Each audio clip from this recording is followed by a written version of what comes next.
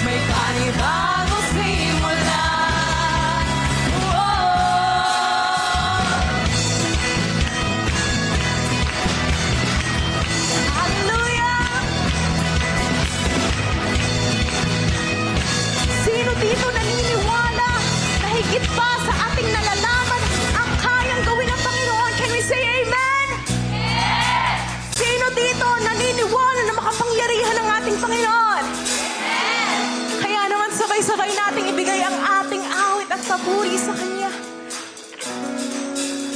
Higit pa sa nalalaman, higit pa sa naiisip, higit pa ang kaya po. Lahat ng mga boses umawit.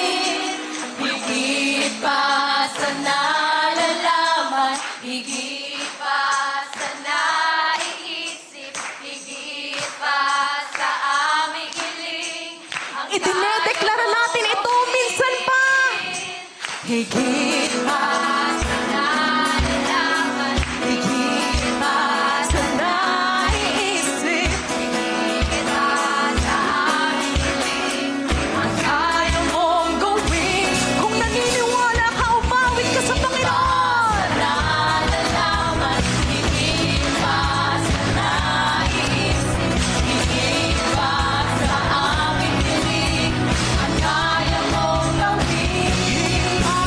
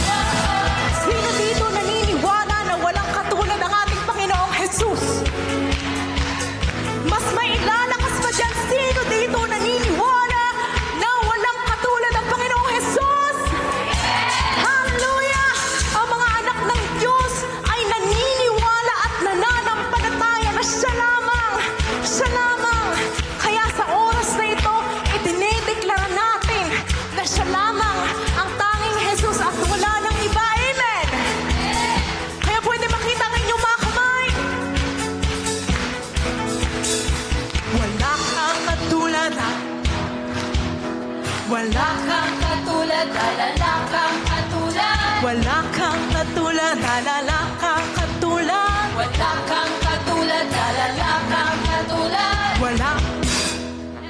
Wala kang katulad, wala kang katulad, alala kang katulad. Wala kang katulad, alala kang katulad. Wala kang katulad, alala kang katulad. Wala kang katulad, alala kang katulad. Wala kang katulad, alala kang katulad. Wala kang katulad, alala kang katulad. Wala kang katulad, alala. Isa pa!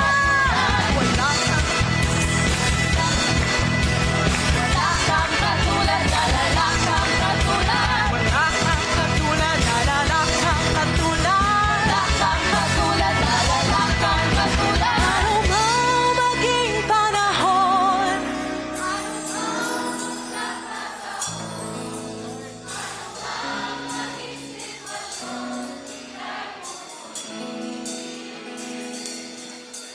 ano man maging panahon, ano man pagkakataon, ano man maging sitwasyon, ika'y ano man maging panahon, ano man maging panahon, ano man pagkakataon, ano man maging sitwasyon, ika'y pupurihin. Ano man maging panahon, ano man maging sitwasyon, ika'y pupurihin. Ikaw at ikaw pa rin. O Diyos, umaawit kami. Ano man maging panahon, ano man pagkakataon, ano man maging sitwasyon, ika'y pupurihin. Minsan pa, ano man maging panahon, ano man pagkakataon, ano man maging sitwasyon, ika'y pupurihin. Ikaw at ikaw pa rin. O Diyos, ikaw at ikaw pa rin. Pipiliin ka namin, Panginoon. Dadakilain sa kahit anumang panahon, sitwasyon, anumang oras, anuman ang aming pinagdaraanan. Pipiliin namin, purihin ka pa rin, Panginoon. Sapagkat, O Diyos, Ikaw ay patuloy na nagiging mabuti at tapat sa bawat isa sa amin. Kaya, Panginoon, walang makakahadlang sa pagpupuri namin sa inyo. Walang makakapigil sa pagsasamba at paniniwala namin sa Diyos na buhay.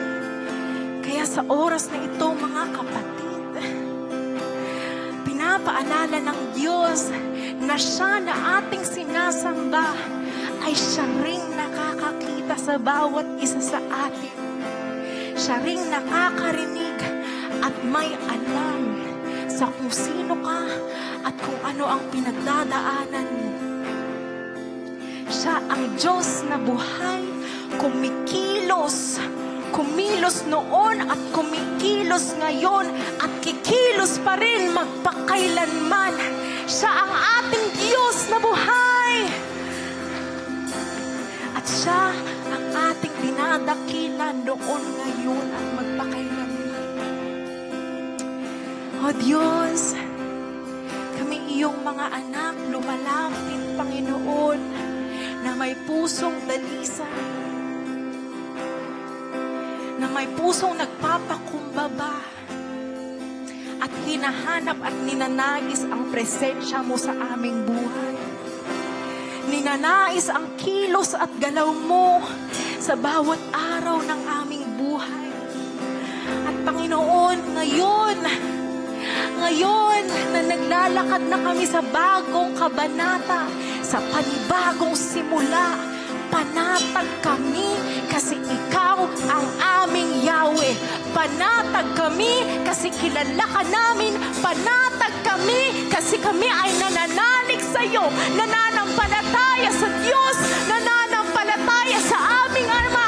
Nananampalataya sa nag-iisang Diyos na may gawa ng lahat. At mga kapatid, ito ang pangako ng Diyos na mapapanghawakan natin. Ako'y sa iyo, huwag kang matakot. Ako ang iyong Diyos, huwag kang mangamba. Palalakasin kita at tutulungan, sabi ng Diyos. Iingatan at ililigtas. Huwag tayong mangamba, mga kapatid. Huwag tayong matakot sa buhay sa taon na ito. Kasi ang Panginoon ang may likha ng lahat. Siya ang may hawak ng lahat.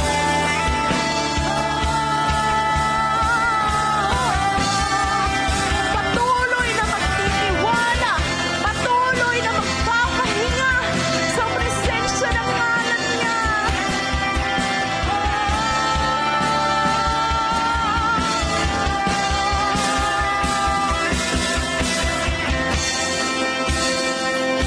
Oh Diyos, pinupuri ka namin.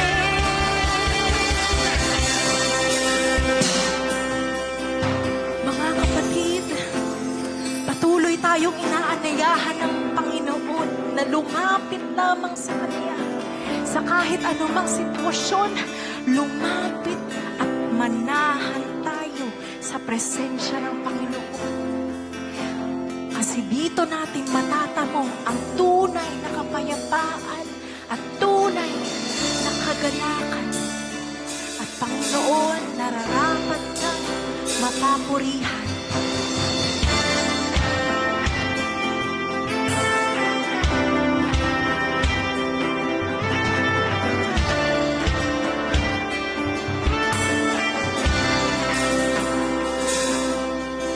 Salamat sa dakila mo, pag-ibig. Salamat sa pagyakap mo, Ama. Ang presensya mo, ang ninanais ko. Ang puso ko ay para lang sa'yo. Salamat sa dakila mo, pag-ibig. Salamat sa pagyakap mo, Ama. Ang presensya mo, ang ninanais ko. Ang puso ko ay para lang sa'yo. Nararapat ka sa papuri, luwalhati at pagsamba. Jesus, kahit dakila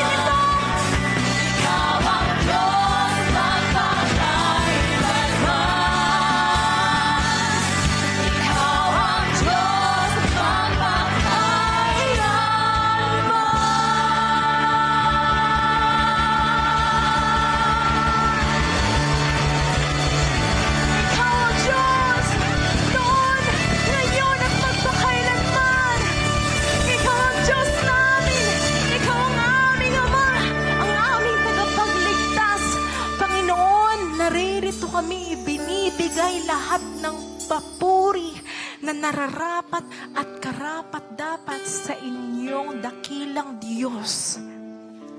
At Panginoon, kaming iyong mga anak, patuloy na lumalapit sa inyo, nagpapabago, nagpapaturo at nagpapakumbaba. Ikaw na ang bahala, Panginoon, at ang nais namin, ang tanging nais namin ay malugod ka at ang presensya mo ay manatili sa aming simbahan at sa aming buhay. O Diyos, patuloy ka naming minamahal, tinatanghal, dinadakila at niluluwalhati sa bawat araw at oras ng aming buhay. Ikaw na po ang bahala, Panginoon. Sa inyo na namin binibigay lahat. Sa inyo ang lahat ng papuri, pasasalamat at kadakilaan. Sa ngalan ni Jesus, ang lahat ay magsasabi ng Amen and Amen. God bless everyone and you may now be seated.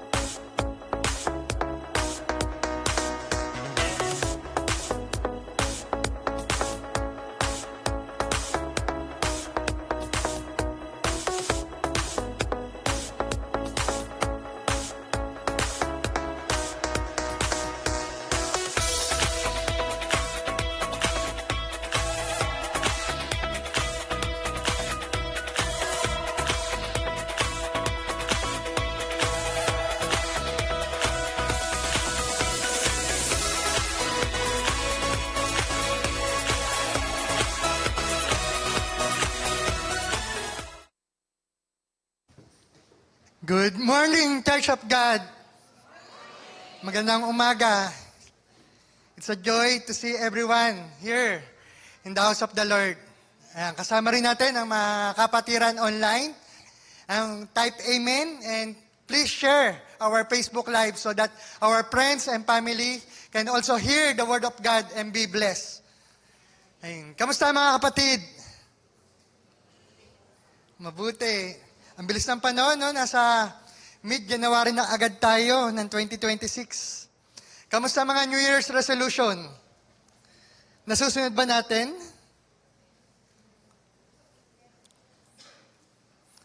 Sino nagsabi dito, hindi na ako kakain ng rice? Mahirap? Mahirap yata yun, pastor, brother. Anyway, alam niyo po, ang pinaka-the best place on earth, walang iba, kasama si Lord. Tama, mali?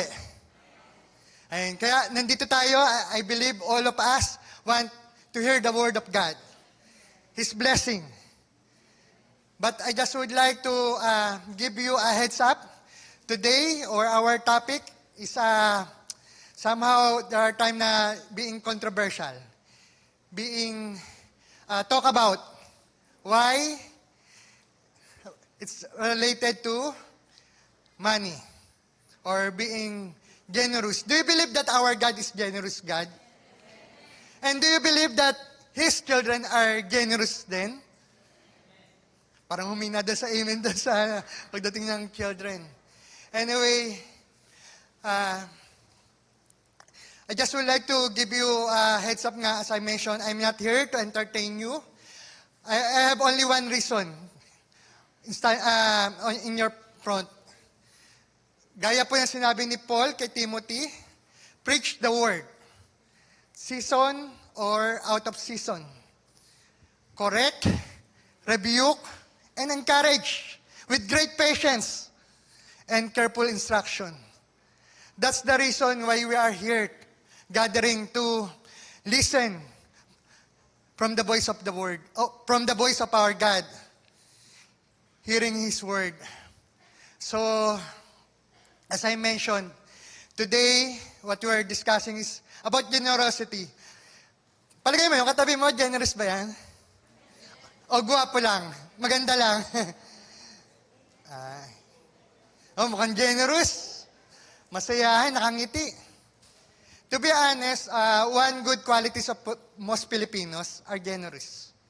Even me, we brought up by our aunties and uncles that even we are not their children, sila yung patuloy na nagpapalaki sa amin. Kasi nga, dugong Pinoy di ba? Talagang andun yung pagmamahal sa pamilya.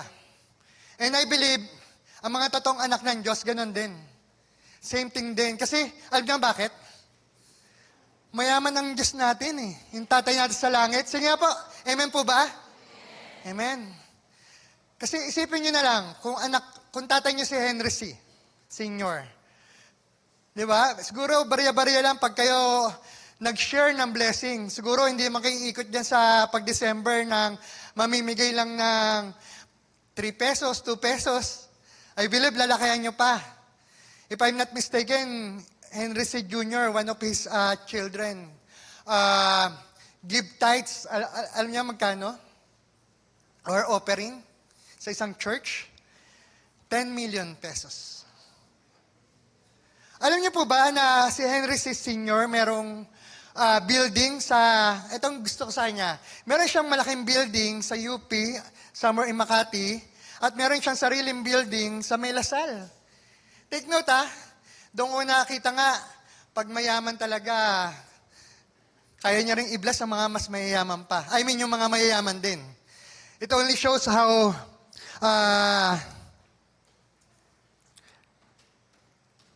hindi ko mabasa, sorry. Doon mo makikita kung gaano siya kayaman. Kasi he gave a big building sa UP. Yung maunawaan pa natin kasi alam naman natin UP is a state university. Kaya binilas niya. Pero ang nakakatuwa sa kanya, even Lasal, mayamang university, binigyan niya ng mas malaking building. So, it only shows how generous is Henry C. Kuha po natin. Kasi one good principle about na meron sa Bible na applicable din sa mundo. Alam niyo kung ano na gusto ko? You cannot give what you do not have. In Tagalog, wala kang kayang ibigay nang wala sa'yo. Meaning, kaya nakapagbigay si Henry C. ng malalaking building o malalaking pagpapala to other people because he has a lot of blessing from his pocket or from his income. So, I believe the children of God, people of God also are blessed. That's why we will continue to be generous din. Just to share lang some stories, kagaya ni Henry C., this man, John D. Rockefeller. Ang testimony niya, ito, available to publicly. You can search it in Google or internet. Sabi niya dito, I never would have been able to tithe the first $1 million if I had not tithed my first salary. So, who's this person? This person, hindi ako related sa kanya, sayang. This person lang naman, nakapamigay din siya ng $100 million.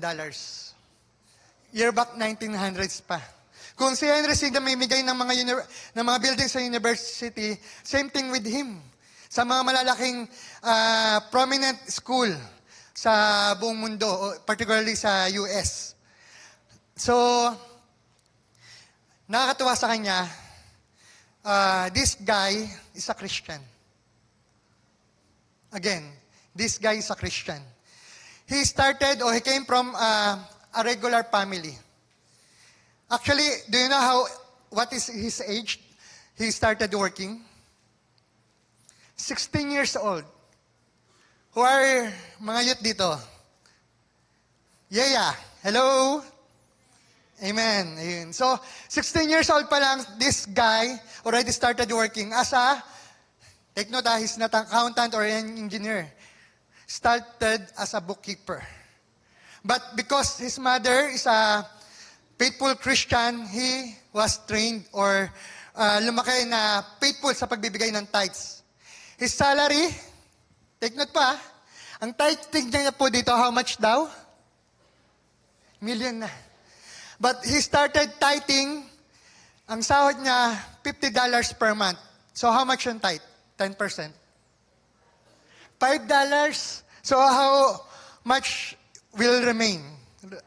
$45. So meaning, he lived in a life of $1 a day. Don't think if you give a tithes, yayaman ka na bukas. No. What good about tithing? God used tithing not to make us rich. Again, God used tithing not to make us rich. God used tithing to transform us. To have the right thinking, how to spend His blessing.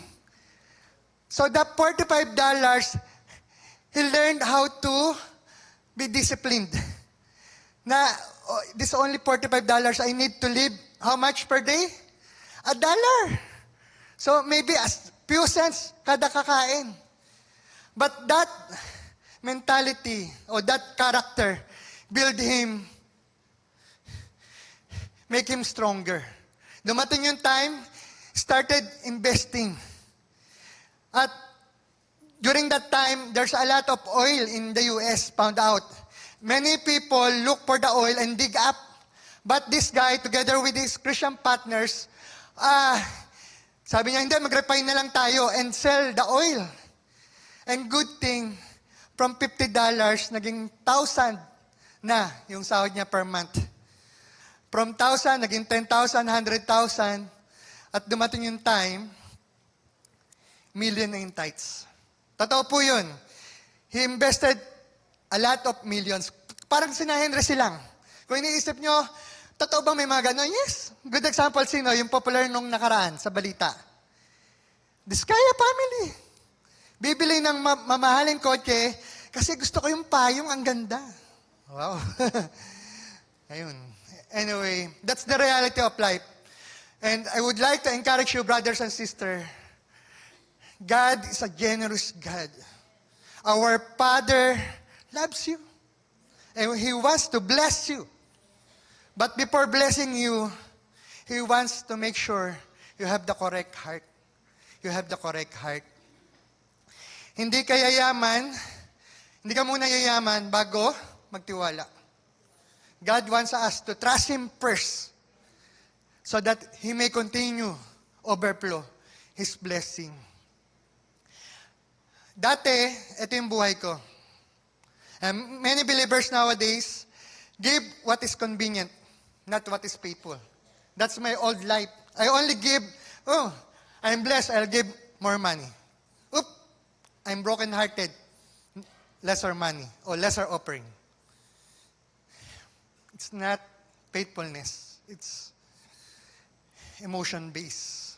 And it's not good. Next, trust God for salvation. Many people, or many Christians, trust God for their salvation, but struggle trusting Him on provision or with provision. Di ba? Nakakatawa. You trust your life to God, but your salary, you cannot trust it to Him. There are people, oh Lord, you will be the leader of my love life. Wow. Lord, you will be the leader of my studies. Wow. But Lord, my source of income, limit, it's mine. It's not you who decide. And that's my mentality. And I hope and pray, brothers and sisters, if you feel the same, may the Lord not condemn us, but convict us. That all of the blessing, all of the money, all of the wealth that what we have, I guarantee you, brothers and sisters, yes, probably you really work it hard. But I know, God loves you so much. That's why He bless you. He bless you. Treating giving an expense, not an act of worship. Brothers and sisters, always remember, every time we give,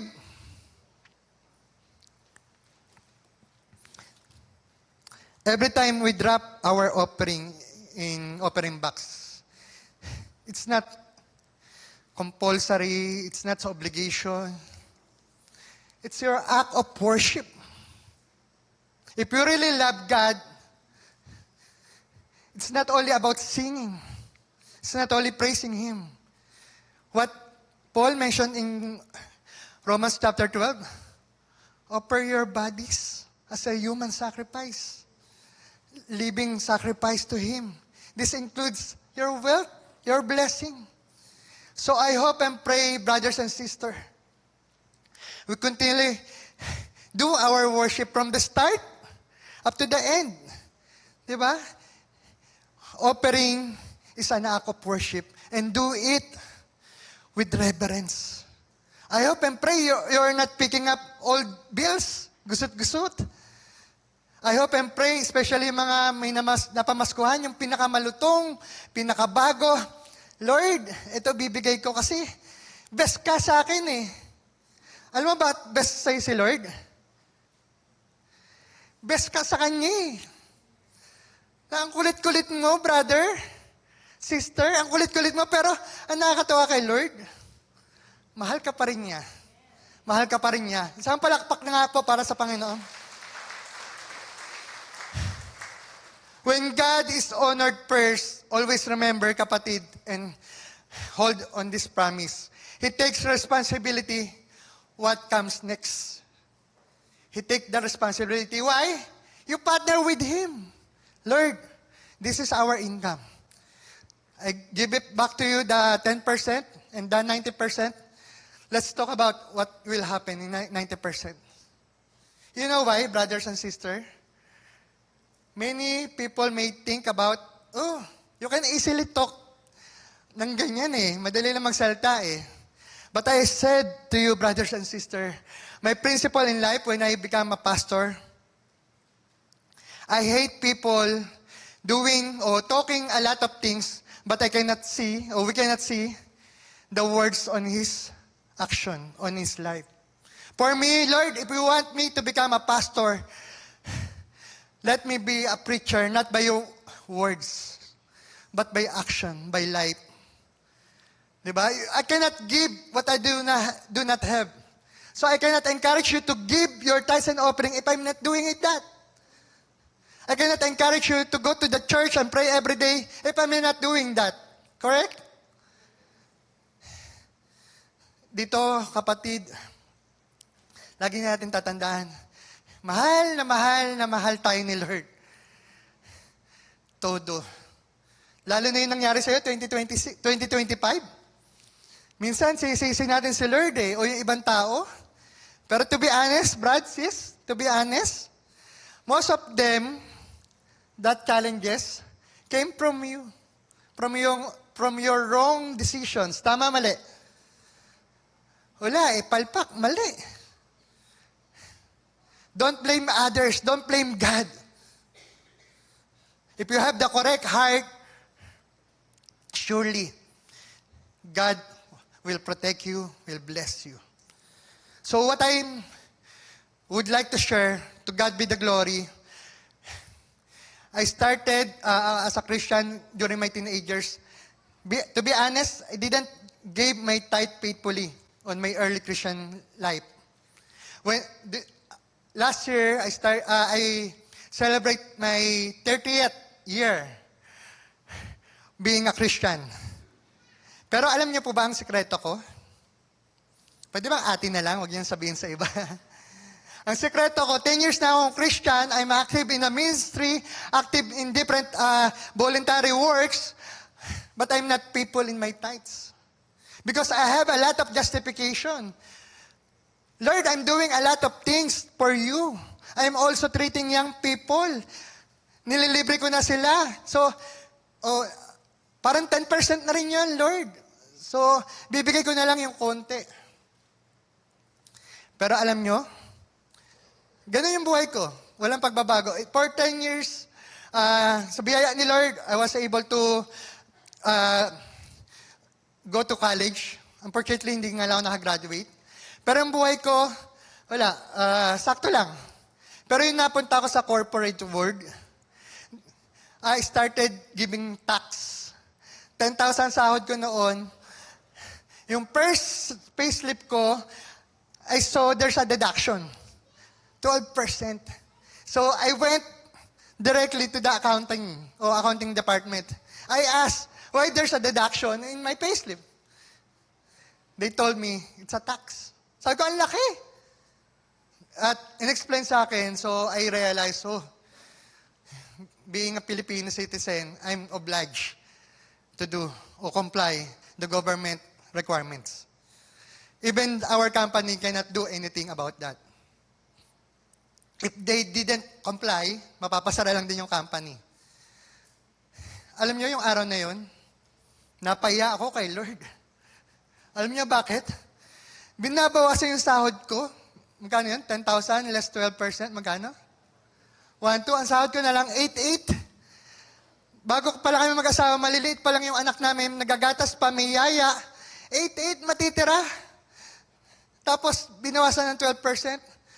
Pero ang una ko inisip, kay Lord, nahiya ako. 10% na lang, hindi ko pa maibigay, eto ngayon 12%. Wala akong magawa. Pero sabi ko, Lord, mula ngayon, yung 8,800 mababawasan ng magkano? Ng 100. Ng 1,000. Sa gross po ko. So, 8,800, naging 7,800. Lord, ikaw na bahala sa 7,800 kung paano namin mapagkakasya. May work naman din ng wife ko, pero maliit lang din po. Pero alam niyo, nakakatuwa. Amazing si Lord. Yung na-regular ako after 6 months, o bago mag 6 months, may salary from 10,000 raise up to 15,000. 50% increase. And my boss told me, you are the first one who have a raise that 50% increase. Di ba? Isang palakpak po para sa Panginoon. Wow. Praise God. At ang nakakatuwa po, another year, another evaluation, another 50%, naging 22.5. Tapos nalipat ako ng company. Una, nag-apply ako sa Accenture, hindi ako natanggap. Umabot ako final, pero hindi ako natanggap. Pero sabi ko, Lord, ikaw na bahala. Basta faithful ako sa'yo. Gagawin ko yung best ko. Pagsisikapan ko, take note po, I'm not college graduate. Pagsisikapan ko, at maging mabuting empleyado. Dumating yung time, may offer sa akin, from 22.5, naging 35,000. At that company na nag-hire sa akin, after some time, na-promote ako, at naging another half uli, 50,000 plus. Tapos, naging assistant manager, naging 70 plus. At na-hire uli, ito pa yung pinaka-nakakayak, ito sa Diyos ang Kapurian. Lumipat ako ng company. Ang sabi sa akin, malaki magbigay dyan. Sabi ko, magkano ang bigayan? Sabi niya, basta minimum dyan, 6 digit. Sige, subukan ko. So, ang naggawa ko resume, tapos mga interview, pasado. Tinatanong na magkano yung sahod ko na gusto, yung request ko. Sabi ko, take note, around 70,000 sahod ko. Sabi ko, pwede bang 120? I'm looking forward 120,000. Sabi nung HR manager, I'll get back to you. Tumawag uli. Akala ko, baka hindi na tumawag, sayang. Tumawag uli, kinabahan ako. Tapos sabi niya, Sir, gustong-gusto ka ng company, pero yung position, hindi available, ibang position. Is it okay, other position? Then, this is the salary. How much? 100,000. Alam niyo, sagot ko sa kanya, sige, pwede na. Alam niyo, sabi ng HR manager, tuwa, thank you sir, thank you. O sige po, punta ka dito, then the rest is history. Pirman ko ang kontrata. Pero alam niyo po, pagbaba ko ng telepono, mangiyak-ngiyak ako kay Lord. Hindi ko kasi expected. Take note, bibigyan ako ng, hindi, college dropout. Tapos sila pa nagsabi, pwede ba 100,000? Ako pa nagsabi, sige. Alam niyo, parang ako pa yung nagbigay ng ano sa kanila. Anyway,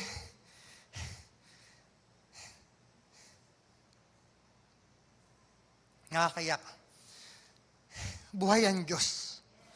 May miracle sa buhay ng tao. Ang miracle, hindi lang yung mga sakit na napapagaling. Pati buhay ng tao, isip, reputasyon, kayang baguhin ng Diyos. Isang malakas na palakpak po para sa Panginoon. Praise God. Praise God. Sige po, before we continue, let's come before the Lord po in prayer. Father God, thank you. Thank you for this day, Lord, na simula pa lang ng awitan, Lord, we already receive your blessing, your joy, your love. Thank you, Father God. Lord, we continue to pray for one another that you may continue to talk to us. Reveal yourself in our lives, Panginoon. Nawa, Panginoon, itong pananambahan namin, hindi lang sa isip, hindi lang sa emosyon, Lord. Lord, fill us with your Holy Spirit. This Spirit-filled life is our prayer, Lord. And nawa, Panginoon, may continue to transform like you, Lord Jesus, that we may obey and offer our lives only according to your will. In our studies, in our business, in our income, O Lord, in our lives, Panginoon. Lord, you promised to us, 2 or 3 gather in your name, you're in our midst, O Lord. Thank you for your presence, O Lord. Lord, continue to be our guidance today. Be the center of our life. In Jesus' name we pray. Amen. Amen. Sige po, isang malakas na palakpak po para sa Panginoon. Praise God. Nakakatawa po, no? Si Lord. Si Rockefeller kanina, pinagpala from a bookkeeper, simpleng tao, naging milyonaryo. Ako po, college dropout, binigyan ni Lord. Just a quick, ano lang po, baka mamaya may mangutang sa akin eh. Papautangin ko lang po naman kayo, pero sakto lang sa ngayon. Just to share lang, kasi gusto ko rin po transparent eh. Wala po akong work for the whole year. Since, mag-1 year na, since last year. But, ang nakakatawa, alam nyo, God sustains us. God sustains us. Kasi before ako mawala doon sa work, yung company namin, nasama ako sa ang tawag dyan? Basta yung sa recession, sa tanggalan. Ang good thing, 9 years ako sa company, they gave me 9 months pay. So it covers the whole year expenses namin. So that's why, right now, kagaya nyo, I'm also praying God's guidance and wisdom na naranasan ko na yun dati. So ano ba yung experience ko po? From college dropout, naging programmer, naging supervisor. For 6 years, naging IT manager. On top pa po noon, for 2 years, naging senior IT manager. Napadala pa ako sa US yung unang punta ko. Di ba? So, ako pa ba matatakot? Pinakita na ni Lord na walang imposible sa Kanya. Kaya kapatid, don't ever think na hindi kayang baguhin ang buhay mo. Don't ever think na walang pag-asa ang asawa mo. No. May pag-asa kay Kristo. May pag-asa ang ating mga anak. Kung inaakala mo, makukulit sila eh. Kanino ba magmamana? Ganun talaga. Magmamana sa nanay o sa tatay. Kaya makulit dahil sa'yo. But don't worry, kapatid. Don't worry. God loves us. God loves us. And He wants to bless you together with your families. Kaya tiwala lang tayo palagi. So ano ba siya sabi dito sa first fruit? Sabi dito sa Proverbs chapter 3, verse 9 to 10, in English Standard Version, verse 9, honor the Lord with your wealth, and with the first fruits of all you produce. Verse 10, then your barns will be filled with plenty, and your vats will be bursting with wine. Oh, praise God. Alam niyo po, ako sino sa mulat nito? King Solomon. One of the wisest man sa buong mundo. At sabi nga po, during that time, siya ang pinakamayaman sa buong lupa, sa daigdigan. Kaya nga, there are a lot of kings na pupunta sa Israel to hear His word, His wisdom. Diba? So, ito yung mga sinulat ni King Solomon, anak ni King David. Kaya nga, ito po, actually, naka-dedicate sa mga young Israelite, yung mga matatalino, mga magagaling. Pwede ba sabihin mo sa tabi mo, matalino ka? Ayan. Para sa ito.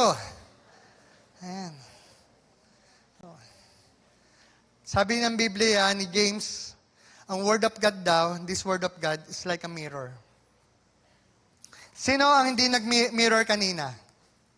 Lahat tayo nag-mirror, tama? Bakit? Kasi makikita ko si crush. Kailangan gwapo, maganda. O kaya, dapat, kasama ko, mister ko, dapat maganda rin ako. Dapat, gwapo ko. Kapatid, pag may nakita kang uling sa mukha mo, doon sa mirror, ano gagawin mo? Ayusin mo, di ba? Tatanggalin mo.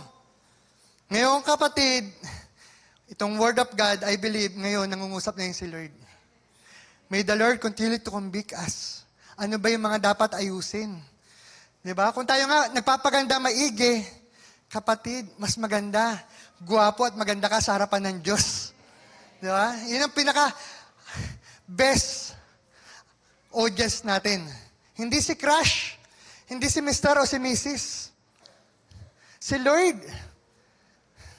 Kasi si Lord ang nagmamahal sa iyo eh. Siya yung nagtataga sa iyo. Kaya dapat best offering palagi sa Kanya. Alam niyo mga kapatid, we have brothers and sisters who walk more than a kilometer away from their home. But they continue to walk every Sunday or every program. Even they have no riches, no money para pamasahe. One reason only. One reason only. They love God. They love God. Isang malakas na palakpak po para sa Panginoon.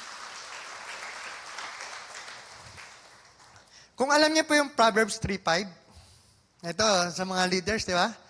Ang sabi sa Proverbs 3:5, trust in the Lord with all your heart and do not lean on your own understanding. So the whole chapter 3, ito assignment ko po sa inyo, if you can read it or make it your devotion, the whole chapter 3. Ang gaganda po ng pangako ng Diyos. Kasi doon tinuturo na maging tapat, yung integrity, at mapagmahal. Dahil hindi lang daw po ang Diyos na nalulugot pag tayo daw po ay naging tapat at mapagmahal. Pati daw po ibang tao, may wisdom talaga. Diba? Baka mamaya ito rin yung favorite verse ni Rockefeller. So kailangan talaga natin ng Word of God to give us wisdom, direction. Kasi yung 2025, tapos na yun eh. Expired na. Finish na. Kung meron ka pang gustong balikan, huwag na. Diba, kaya may New Year na eh. Kaya pag kayo nag-aaway ng boyfriend mo o girlfriend mo, huwag mo nang babanggitin yan. Tapos na. New life, New Year, new relationship with God. New relationship with God. Kaya ngayon, today, January, sakto. Lord, I commit myself to you, my life. Last year, Lord, tama, si brother, si pastor, hindi ko pala na-commit yung sahod ko. Kaya pala, I lean on my own understanding. Ayun, palpak. Diba? Mali-mali yung investment, mali-mali yung kinalabasan.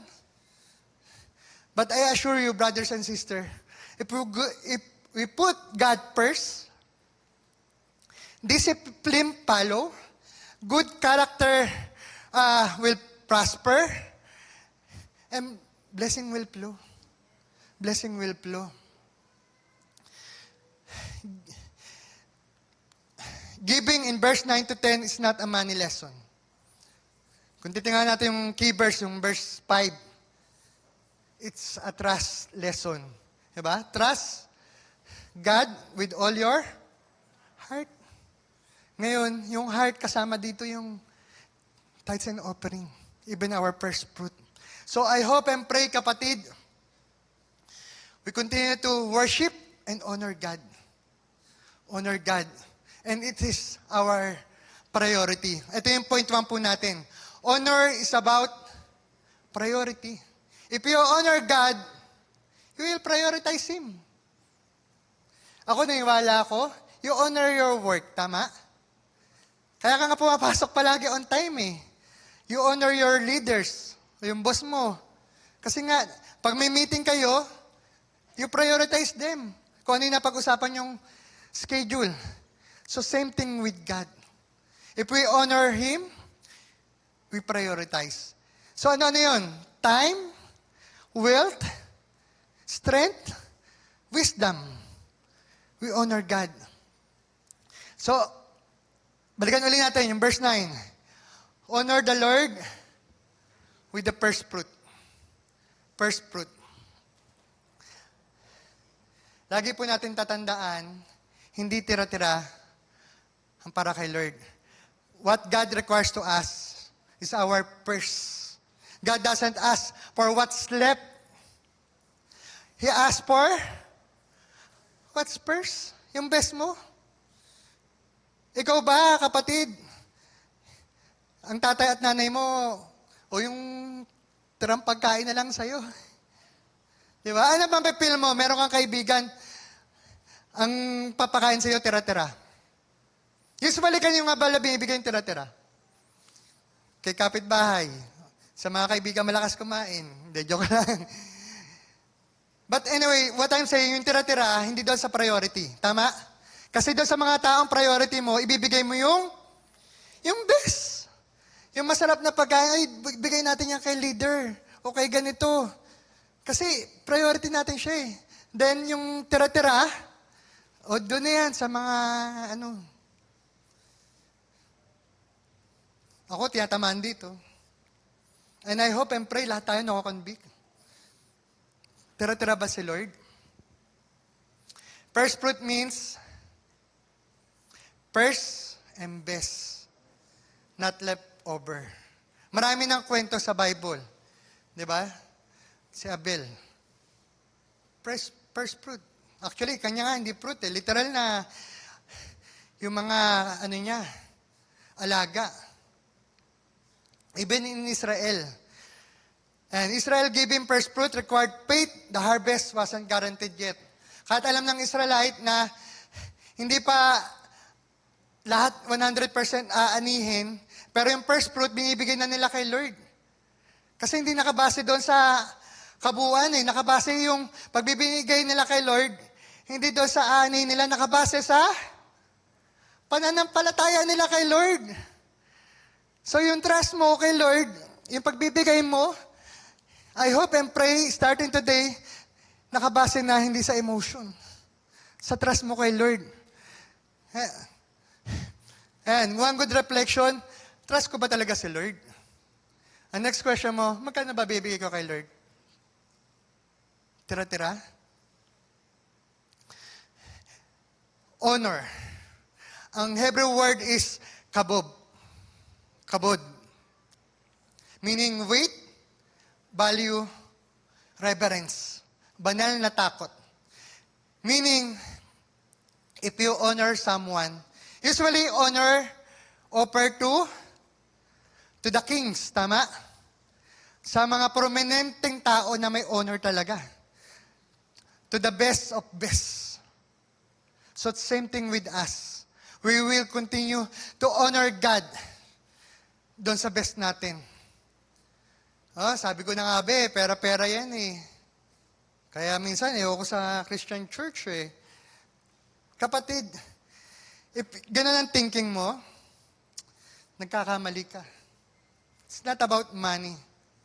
One good example, take note nasa Bible to. Matthew, Mark, Luke, John sa Gospel. Look, when people are offering their tithes and offering, Jesus is watching. Jesus is watching. There are a lot of people, especially rich, give a lot of their offering. Big offering. Then, here comes Sambalo, a widow, an old woman, offered, how much? 2 cents, 2 pilak. After that widow gave his offering, sabi ni Lord, who do you think gave most? Who do you think God is pleased? Palagay nyo, yung mga mayayaman na nagbigay ng mga malalaki? O this widow? Jesus answered, God is pleased on the widow. Why? Because That's the whole life niya na. The whole money she offered. Not that big, not that rich, but she entrusted her wealth to God. See? It's not about money. It's about trust and consistency to God. Yung value, secondary na yan eh. Di ba? Kasi nga, nagbigay ka nga ng 1 million. Yung isa nagbigay ng 1,000. Pero yung ikaw pala, na-receive mo, 1 billion. Magkano dapat tax mo? Tithes mo? 100 million, di ba? Pero ang binigay mo lang, 1 million. Uy, ang laki naman ng tithes. Sa mata ng tao. Pero sa mata ng Diyos at ikaw, alam mo, hindi ako nagiging tapat kay Lord. Hindi ako nagiging tapat. So I hope and pray, mga kapatid, we will continue to be faithful. Because God is faithful. God is faithful, kapatid. Mahal ka niya at gusto ka niyang pagpalain. Sige po, sa malakas na palakpak po para sa Panginoon.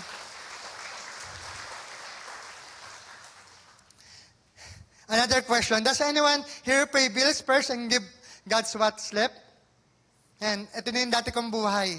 And I hope and pray, ito yung kailangan natin baguhin. Alam niyo bakit? That's not faith. That's accounting. Kasi parang, sige, tira-tira na lang kay Lord.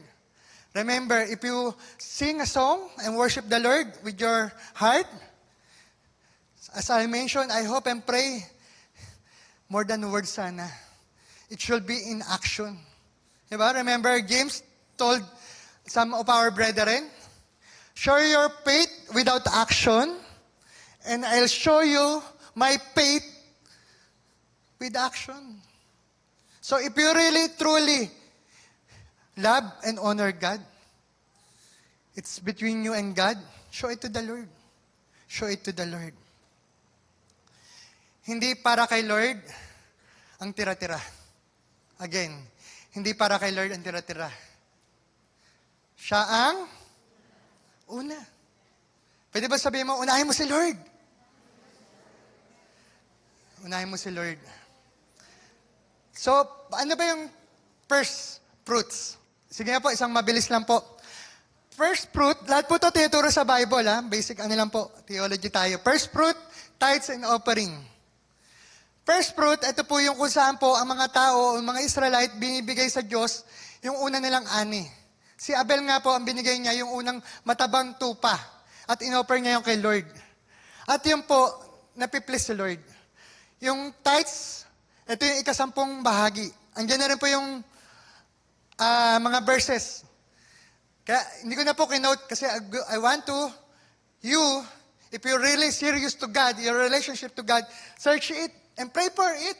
Kung totoo ba ito sinasabi ko. At yung offering, ito yung mga voluntary gifts na kung saan, sa totoo lang po, pagdating pa lang ng Old Testament, sa Torah pa lang, ang dami ng different offering. Tayo nga po, tithes and offering, tithes pa lang yung ina-encourage natin eh. Kung makikita niyo po ang Bible, it's always blessing and giving. Blessing and giving. Alam niyo bakit? It builds relationship. It builds trust. The Lord, sino palagay na nauna, nagbigay? Si Lord o ang tao? Si Lord. Ngayon, to show our gratitude to the Lord, we do this. Kaya ito naman sa atin ni Lord, to show our trust to Him. Hindi ito pinipilit sa atin, ha? So again, no one is forcing you. At kung kayo po magbibigay at mabigat sa puso nyo, baka magalit sa akin si Pastor Odi, pero ito yung pananaw ko, huwag nyo na po ibigay. Huwag nyo lang ibigay. Kasi hindi rin malulugod si Lord eh. Lalo na yung ito yung nalulungkot ako yung mga Si Pastor, nag-Jollibee. Sabi ko na nga ba, yung mga offering ko nape-French fries. Napapatawa po kayo, pero may mga ganon. Kaya po kami mga pastor, talagang kami sa pera. Bago ako magpastor talaga, yun ang prayer ko kay Lord. Kasi ako ganon din. Siyempre, pag nag-offering ako, gusto ko, Lord, sa tama mo yung lalagay, Lord, bibili ng Bible, tsaka ng mga kailangan ng church. Ang tinuro sa akin ni Lord, trust me. Diba nga, sabi nga doon sa Bible, all authorities is given by God. So yung mga treasurer natin, take note pa, hindi si pastor ang may hawak ng pera, mga treasurer natin, yung accounting and finance, titingnan po yun ng mga leader, binabantayan ng mga leader kung tama ba ang budgeting. At ang nakakatuwa po ang church po natin, makikita nyo anytime ang accounting, may report po tayo. Kaya po, nakakatuwa, nakaka-bless po ang mga buhay ng ating mga leaders. At kung meron ka mga doubt, gusto mo, tanongin mo si pastor, sabihin lang niya, malay ko dyan. Tuturo ka niya lang dyan sa accounting. Sasamahan ka niya para kung may gusto kang liwanagin. Pero, I encourage you, before mo puntahan si pastor, si Lord muna. Baka mamaya mali yung puso mo na Baka mamaya, turo ka ng turo. Mamaya si pastor pala, mas malaki yung tithes kaysa sa'yo. To be honest, ito pa, pansin ko to minsan, kung sino pa yung walang bigay, o na-sharean, sila pa yung maraming reklamo. At kung sino pa yung mga very generous at talagang faithful kay Lord, tahimik lang. Alam niyo bakit? They trust God. They trust God. So I hope and pray, kapatid, starting today, every time you give your tithes and offering, trust God. Trust the Lord. Ngayon, kung merong gagawa yan, kung iniisip mo pa rin may gagawa, let God be God. Diba? Nakakatakot. Kung tayo nga, mahuli ka nga, nagnanakaw 1,000, pwede ka na makulong How much more pa kung si Lord ang nanakawan mo? Diba? Kasi baka nga, ang issue dito, hindi na ibang tao. Mamaya, yung puso na natin. So ano ba yung tama? Give first, again, not last. Decide, kapatid. Decide your giving before you see what is left. Pagkakita mo pala ng payslip mo, tingnan mo yung gross. I'm not saying yung gawin mo, pero I encourage you, brothers and sisters, ito yung pag-pray mo kay Lord. Para sa akin, titignan ko yung gross, kung nakita ko, 100 million. Payslip. Sino gusto 100 million payslip? Amen. Praise God. Magkano ang tithes? 10 million. Kapatid, kung ngayon pa lang, 1,000 pesos ang sahod mo per month, hindi ka na makapag-tithes, mahirap ka makapag-tithes ng 10 million. Sabi ni Jesus, kung hindi ka mapagkakatiwalaan sa maliit na bagay, don't expect na pagkakatiwalaan ka sa malaking bagay. Nagtataka ka hanggang ngayon wala ka pang bahay. Nagtataka ka hanggang ngayon wala ka pang sasakyan. Nagtataka ka, ito pa rin buhay mo. Pray ka naman ng pray. Pero baka ang mali, hindi na yung paligid mo Hindi na si Lord ang may kailangang tingnan ka. Baka ang layo ng titingnan mo, ang kailangan palang tingnan, ang kailangan mo pala, alam niyo ko, salamin. Ikaw na pala ang may mali. Minsan marami nang pinapagawa. Say, Lord, you're still leaning on your own understanding. And I guarantee you, brother and sis, if you be faithful, kagaya ni Rockefeller, a bookkeeper, he started tithes, $5, then dumating $1,000,000. I hope and pray, i-bless tayo maigi. Lahat tayo, pagyamanin ni Lord. Alam niya bakit? Kasi anak niya ang gusto niyang gamitin na pagpapala Anak ni Lord, sige nga po, malakas na palakpak po. Gusto ni Lord, i-bless ka para i-bless ang family mo. Gusto ni Lord, i-bless ka para i-bless ang community mo. Yung mga kaibigan mo, gusto ni Lord, libre mo para dali mo dito sa church. Diba? Gusto ni Lord na, alika mga brothers and sisters, papakinin ko kayo after ng church. Doon po ako nagsimula. May nagpapakain sa akin ng pansit na may ketchup sa San Pedro. Pansit gisado po yun, ha? Hindi po yung spaghetti. Pansit gisado, kakaiba. Pero, binilas po siya ni Lord. Binilas din ako ni Lord. Kasi, don't ever think, ang gusto lang ni Lord, magka-church ka, tapos wala na, ikaw na yung dating buhay mo. No. A true Christian, living with a true God. A living God. Deal with Him. Kung meron kang mga kailangang ayusin sa buhay, ngayon pa lang kapatid, starting pa lang ng January, hindi pa huli ang lahat. Hindi pa matatapos ang 2026. Start it right. Start it with the Lord. Start it with the Lord. Make giving intentional. Please, don't make your giving emotional. Why? Kasi if you are blessed, oh Lord, I will give you a lot of money. But if you are broken-hearted, Lord, sorry, I'm not feeling good. No, it should not be based on our emotion. It should be based on God's faithfulness. God is faithful to you. God is faithful to your family. If you think na, ay, hindi na pag-iwanan na kami, no. No. There's a lot of people naghihirap. Mas marami pang problema kaysa sa iyo. Akala mo lang na napag-iiwanan ka na, pero meron ka lang kapamilya at kaibigan na nagtitiis sa iyo, yung kakulitan mo. Blessing na yun ni Lord. Yung akala mo na asawa mo na batugan, akala mo lang yun. Kung anong haba ng pasensya niya sa iyo. Mga anak, ay si mami at daddy, hindi mayaman, mahirap lang kami.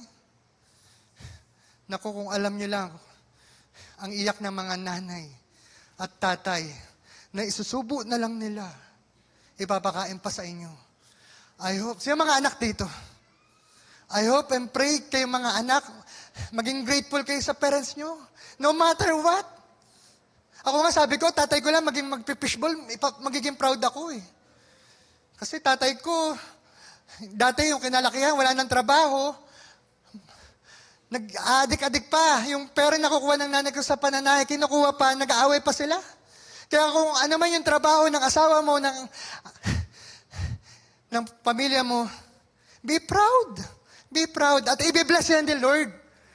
Bakit saan ba nagsimula ang SM? Palagay nyo ba, mayaman na kagad si Henry C? Yung namibigay ng malalaking building ngayon? Public testimony yun. Nakakatawa tiyan mo yung mga anak niya, Christian na, Henry C. Jr. Kasi nga, they have the right heart, the right mindset, the right discipline towards God. So I hope and pray, mga kapatid, start it with you and God. Huwag mo na, huwag mo na yung asawa mo, kayo muna ni Lord. Kasi mamaya, ikaw kasi, eto kasi yung dati. No, tama na yun. Ikaw may palaking participation dyan. Hindi, kung alam mo lang, pastor, yung asawa ko palagi, hindi. May malaki contribution mo dyan. Kaya, napag-pray mo na ba siya?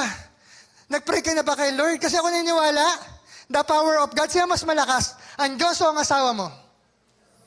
Oh, kaya ni Lord pagyamanin ng asawa mo. Kaya ni Lord pagyamanin ng mga anak mo. Kaya ni Lord pagyamanin ng pamilya mo. Ganon kanya kamahal. Right heart, right transformation. Second point po, giving is an act of worship that declares trust. So as I mentioned earlier, every time we give, it's an act of worship in action, not only by words.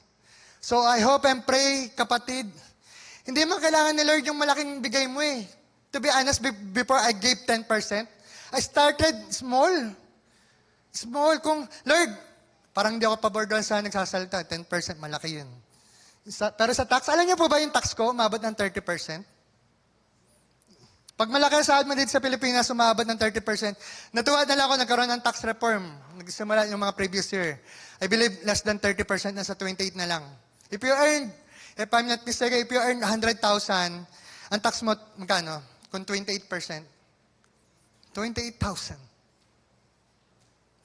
So kung nagtitiwala ka sa government at kay Lord, ayaw mo magtiwala, no one forcing you. No one is forcing you. But I hope and pray, magkaroon tayo ng konting hiya kay Lord. At least yung best natin na mapagkakatiwala, ipagkakatiwala natin kay Lord. Balikan po natin verse 9. Honor the Lord with your wealth.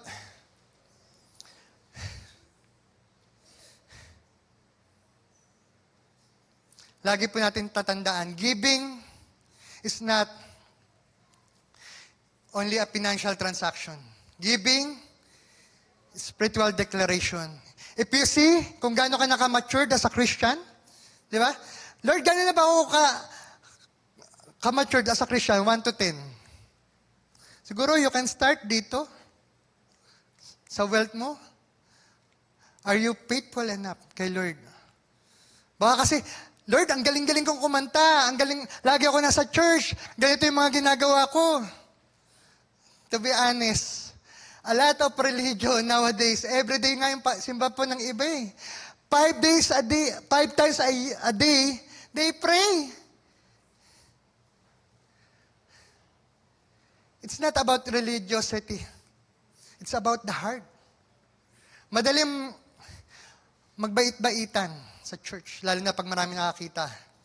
Lagi po natin tatandaan, ang audience natin is one. Si Lord. Our wealth is a substance of increase and resource. Every time we give kay Lord, magpagtiwalaan natin siya na siya will do the rest, na siya magbibigay. Kaya, ang tamang giving, alam nyo, ang dapat sinasabi natin puso, God, you are my source. Not my job, not my business, even my boss. Palagay niyo ba yung kung ikaw magkasakit ngayon at na-ospital, pupunta ang boss mo? Palagay mo yung company mo, pupuntahan ka? Baka mamaya priority mo sila kaysa kay Lord. At the end, ano ba yung pinprioritize ko? Matapos ako nagpakasikap, nagtiyaga para sa company, kagaya ko after 9 years, thank you. No, pero may pabaong kami. Pero thank you. Ngayon pa lang kapatid, paghanda mo na kinabukasan mo. If you're trusting men, naku, lugi ka. Trust God. Trust God. What we hold tightly often holds our heart tightly too. Matthew chapter 6 verse 21, si Jesus pa yung sabi niyan, kung nasaan daw ang ating kayamanan, nandoon ang ating puso. Kung ang kayamanan mo nasa gadgets, andun yung puso mo. Kung ang kayamanan mo nasa online gaming, nandun ang puso mo. One good example. Ito, narbiyo ako ni Lord. Nung binata pa lang ako, nililigaw, yung wife ko po ngayon, nililigawan ko. Ang daming manliligaw. Ang daming gwapo, maraming mayaman. So, ang ginawa ko, paano ba ako makakaporma dito? So, sabi ko, ang gusto ko ibigay sa kanya yung pinakamahal na Bible, yung mga Christian books, at saka yung okay. At naibigay ko nga. Tapos, yung naibigay ko sa kanya, thank you. Oh, mahal yan. Thank you. Sinampal ako doon ni Lord. Pinakita sa akin, pinaprioritize ko siya. At least, she gave thank you. Pero, alam niyo yun, si Lord nga sobra yung ano sa akin, nahiya ako, Lord, simula ngayon, mas lalaki ang ko bigay sa'yo kaysa sa tao. Amen po ba? Kaya kung ikaw kapatid, pagtiwalaan mo si Lord kaysa sa trabaho mo o sa negosyo mo, si Lord ang bahala sa rest. Siya magbibigay sa'yo ng promotion, ng increase of salary, ng source of income. Diba? Kasi nga, you're working with Him. I hope and pray, mali yung kaisipan na nagbigay lang ng tithes, wala na si Lord, no. As I mentioned, tithing will not get you rich. But tithing will be a good start that God will transform you. That God will transform you. Abel and Cain. Ako po, guilty rin dito time to time. Tayo, minsan, judge natin si Cain, tama? O si Cain, masama. Alam niyo po ba na si Abel at si Cain pareho natin? Na they both offer. Ngayon, judge natin si Cain minsan, di ba?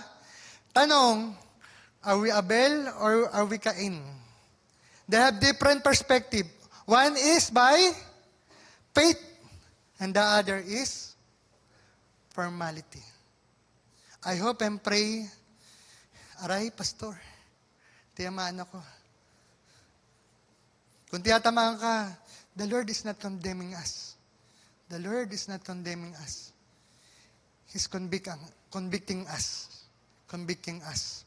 Pinakita na ni Lord na hindi maganda ang nangyayari kay Cain. Gagayahin pa ba natin si Cain? Lagi po natin tatandaan, pag-usapang worship, ang Bible, malinaw po. In the Old Testament, worship almost always involved giving. King David, one of the best worshiper. Kaya ngayon may nagbibigay, mahal kong hari sa'yo na itong lupa na to. No, ibibigay ko yan sa Diyos. Okay lang na pinakamahal yan, pinakamaganda. Kasi yun ang best offering ko kay Lord. I hope and pray, umabot na tayo sa ganoong level. Kasi, again, kung sa maliit na bagay, hindi na tayo mapagkakatiwalaan, how much more pa sa malaki? No pre-worship mentality, worship costs something. Ask yourself, does my giving reflect trust or fear? Is it joyful or forced? I hope and pray, lahat tayo, it is because trust and joyful. Diba? God loves a cheerful giver. God loves a cheerful giver. So, kapatid, kung fear, pasuri tayo kay Lord. If it forced, pasuri tayo kay Lord. It shall be trust and joyful. Ang worship ay hindi lang kanta. Ang worship ay hindi lang kanta. May kasamang commitment. And God's promise overflow when obedience follow. Not manipulation. Sabi nga po dito sa verse 10, then your barns will be filled. Nakuha niyo po, may pinapagawa sa atin si Lord. Itong one good thing about the Bible is interaction. Interactive. Our God, may pinagawa siya sa atin, o may pinapagawa siya sa atin, meron din siyang gagawin sa atin. Kasi that's how relationship works eh. Give and take. Give and take. Hindi lang yung take ng take. Another example. Sino may kaibigan dito, take lang ng take? O, huwag na kayo magtaas ng kamay. Baka magalit yung katabi niyo. Hindi, biro lang. Pero di ba minsan sobra na? Parang nakakainis na? Ano ba yan? Lagi na lang pakabig. O, di ba?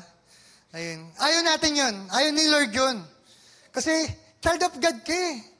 Di ba nakakaya naman kay Lord kung palamunin ka, pabigat.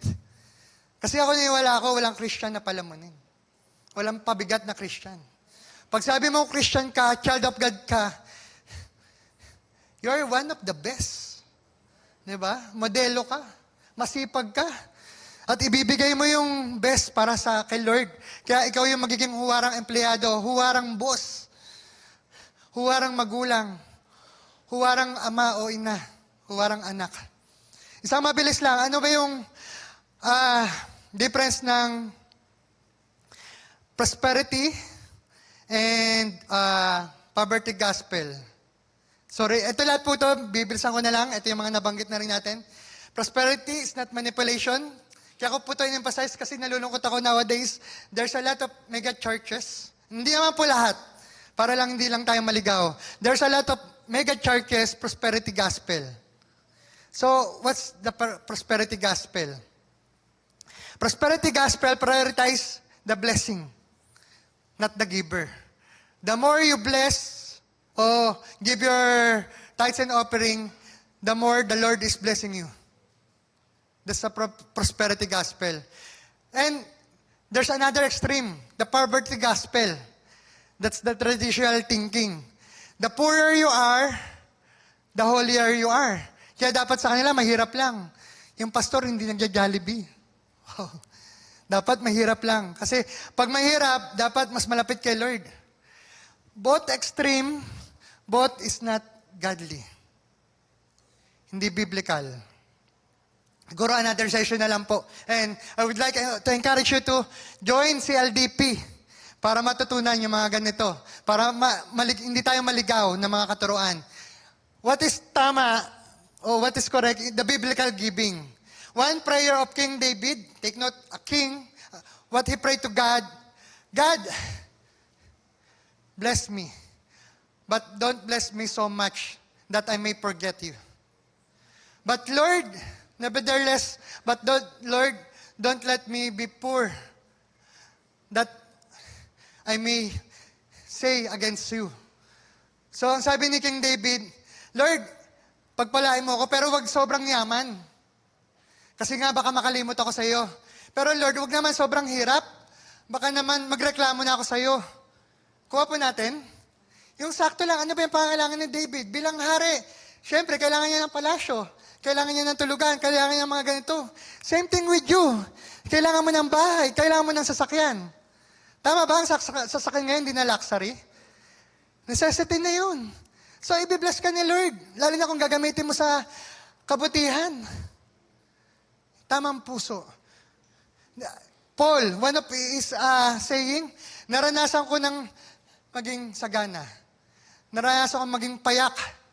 But regardless of my situation, what is important, God is with me.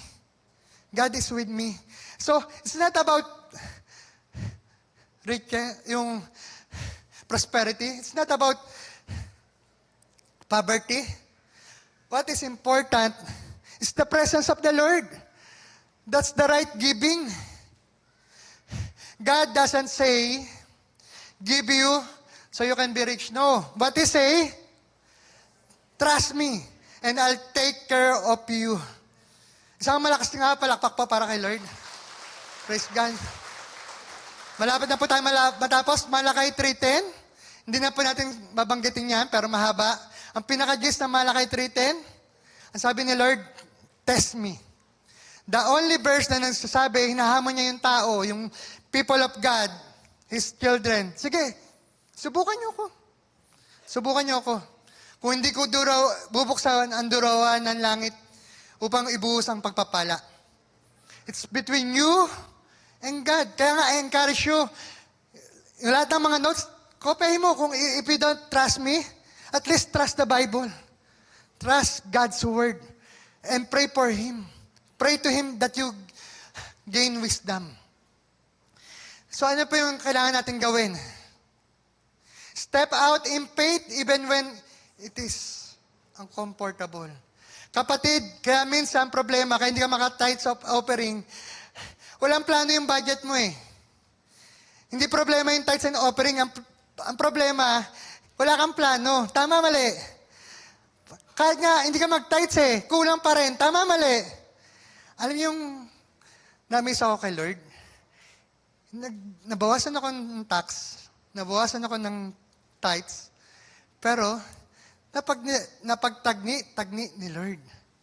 Kasi nga, kailangan kong pagtiwala kay Lord. Lord, ito na lang natira. Talagang bawat kusing. Lord, tama pa ba itong budget? Oy, wala muna tayong French fries, ha? Kamote muna. Kamote fries. Kuha po natin. So, it's not about giving. It's about trusting and working with the Lord. Next, replace fear-based budgeting with faith-based obedience. It's about obedience. Third, expect God's provision, but define it biblically. Di ba? What is your needs? If you need a house,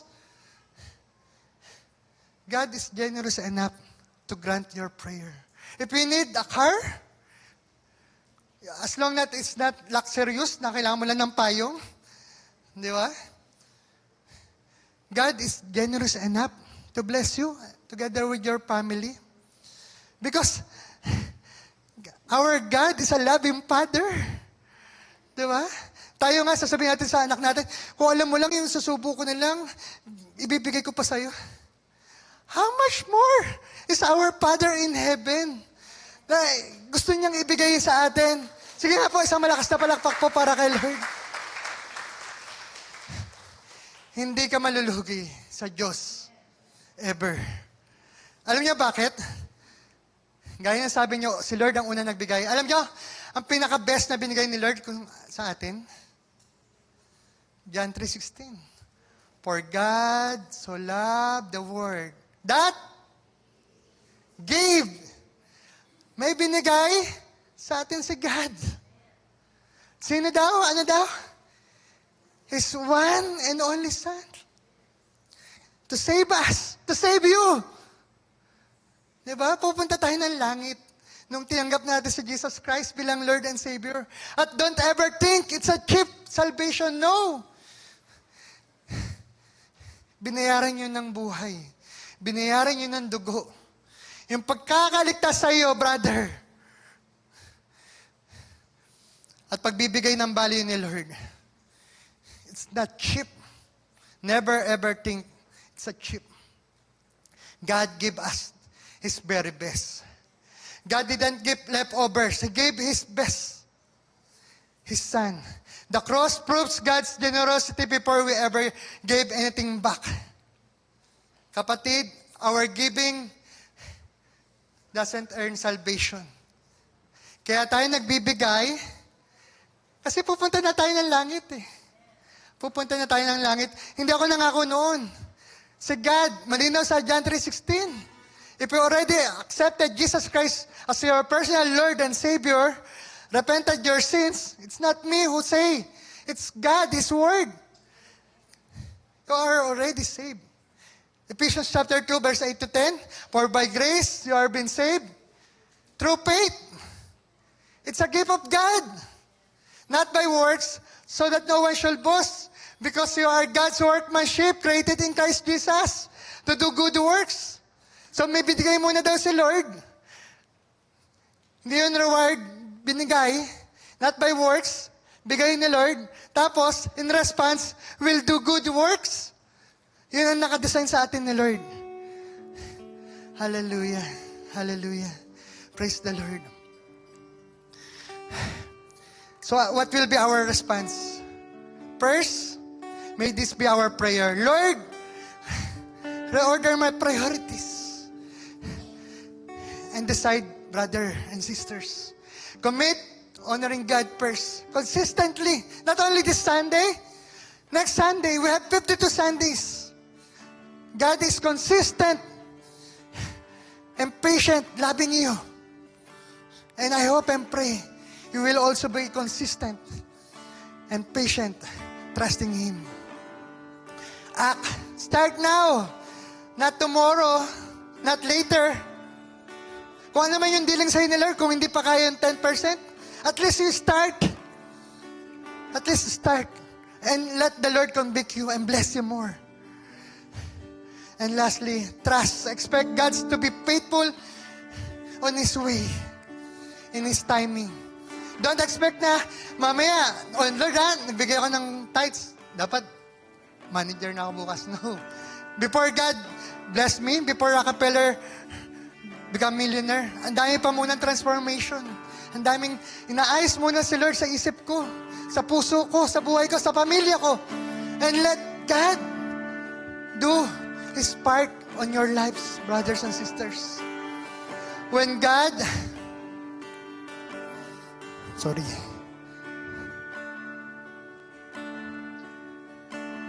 Pwedeng pabalik po.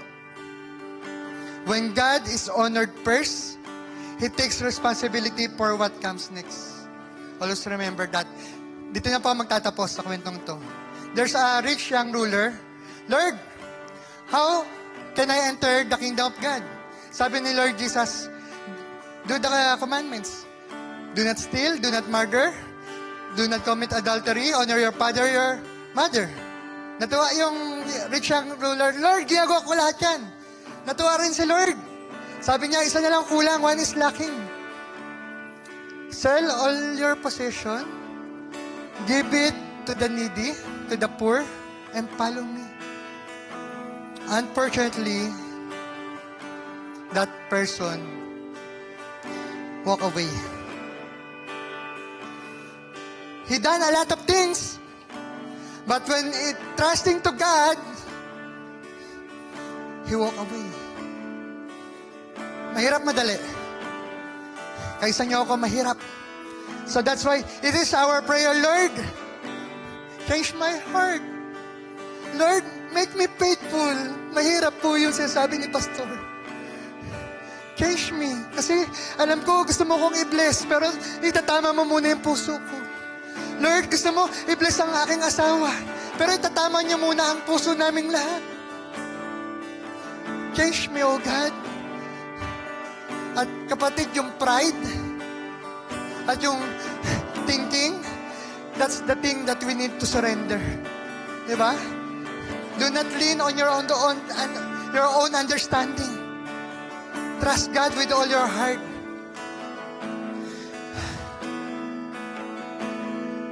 Last, pabalik na lang po. You can outgive God, but you can outgrow fear by trusting Him. I would like to invite everyone to continue to come in the presence of the Lord in prayer while worshiping.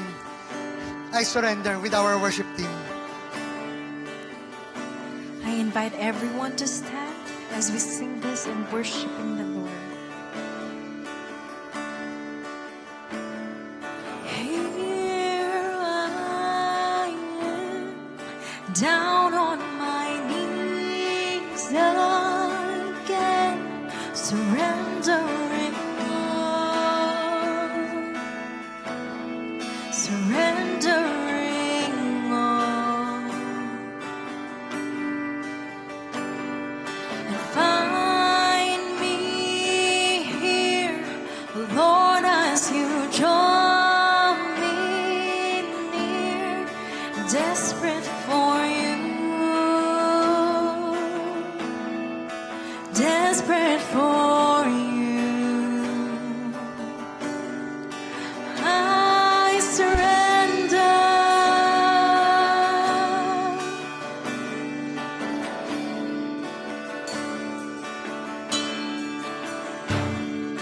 Drench my soul as mercy and grace unfold.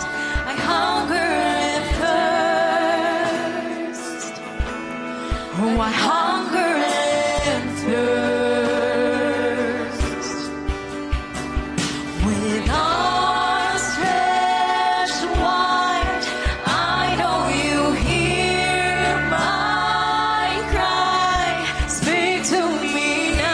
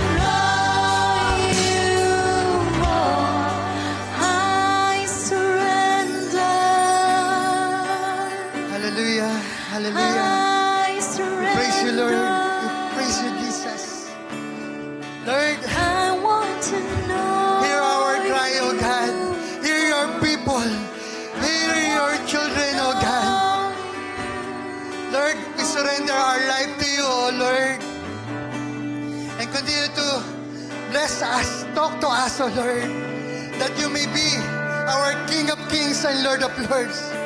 Lord, we ask forgiveness. Sorry, Lord, kung hindi kami naging tapat last year. We apologize, O Lord, in our shortcomings, O God. Forgive us. Forgive us, O Lord. And may you continue to shower your grace, your mercy, your blessing to all of us, O Lord. To your children, O God, that you may continue to bless. Bless your loved ones, O Lord.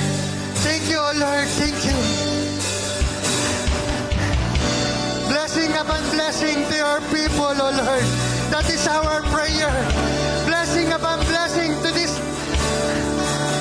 brethren of ours, O Lord. To their family, to their business, to their work, to their community, to our church, O Lord. Bless of all of us, O Lord. Be the King. Be the Lord of our lives, O Lord. Lord, salamat po. Salamat po sa iyong kabutihan, sa iyong pagpapala, sa iyong iyakap. Salamat sa iyong presensya, Panginoon. You have a better plan for me, for us, for our family, for your church, oh God. Year 2026 is a big year between you and us, between you and your church, oh Lord. Patuloy niyo kami palalaguin, patuloy niyo kami pagyayamanin, patuloy niyo kami palalalimin ang aming relasyon sa iyo, Lord. Thank you, oh God. Thank you, oh Lord. We worship you, Father. Lord, panaman din ang mga prayer ng bawat isa, Lord. Kayo ang patuloy na kumilos sa kanila, Lord. Sa mga may sakit o karamdaman, Lord. Make a miracle, oh God. Make a miracle in their lives, Panginoon. Maging po yung mga nasa tahanan ngayon, Lord. Lord, heal them, oh God. Lord, salamat, Lord. Salamat. Salamat sa iyong pag-ibig. Salamat sa iyong pagpapala, oh Lord. Thank you, Jesus. Thank you, Father God. Lord, mahal po namin kayo. Mahal na mahal po namin kayo, oh God. Lord, as to what we learned today, Lord, we will become faithful, oh Lord, to our tithes and offering. Lord, bless all the hands na aming mga kapatiran na magbibigay ng kanilang ikapu at handog sa iyo, O God. Lord, kayo po ang nangangako. You will open the doors of your blessing to all of us, O God. Thank you, Father God. Thank you, Father God, Lord. Salamat po. Lord, bless us. Bless bawat tatay, bawat nanay na narito. Maging po sa aming mga anak, Lord. Protect them po sa araw-araw, Lord. Ilayo niyo po sila sa lahat ng gawa ng kalaban, O Lord. And bless your church. Simula ng aming senior pastor, Pastor Odi, together with his family, all of the pastor, Pastor Lito, Pastor Homer, the young preachers, the workers, and all of the workers and members of this church, O Lord. All of us, Lord, bless us. Bless us, O Lord. And as I leave this place, as we close our worship service today, may the grace of our Father God, the love of our Lord Jesus Christ, and the peace and fellowship of the Holy Spirit be with us all. In Jesus' name we pray. Amen. God bless po sa ating lahat.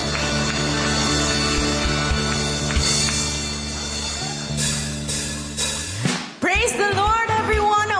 Have a blessed Sunday and inviting you po sa ating midweek service prayer meeting every Wednesdays at 7 p.m. and sa ating pong Youth Watch and to our men's and ladies fellowship once a month.